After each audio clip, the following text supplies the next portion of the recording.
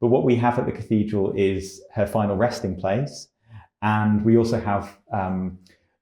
the most emotional piece of writing that Austen ever completes in her lifetime, this poem to the memory of Anne Lefroy, which is so different from her prose writing. It really is unusual, unique in terms of her output. And from 1936, this was part of the cathedral's collection. So it was important for us to show that off. I believe it's one of the few times that it's been on display, and to really help people to understand this object and to contextualize it within the friendship between the Austens and the Lefroys, in particular Jane Austen as this young girl, really, who comes to meet this new family, who come to reside in just a few miles down the road in Ash in the Hampshire countryside, and how influential as a force, really, as a life, Anne Lefroy was in terms of inspiring Jane Austen as a writer, for a love of literature, and to sort of say this isn't unusual in terms of what Anne Lefroy did. In fact, she came from a hugely literary family in her own right.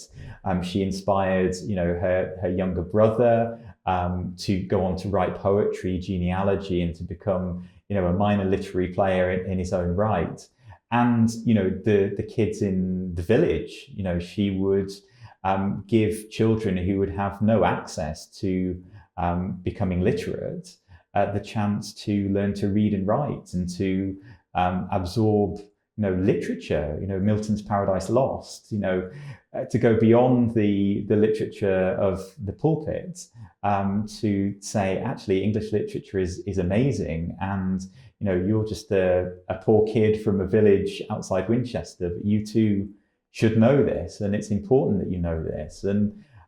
we just wanted to celebrate Jane Austen and her writing, but also just someone who was obviously so influential in giving that literary energy and world to Austen, and celebrating her as a woman who many people, if you're not an Austen scholar, may not have ever heard of, and to say actually,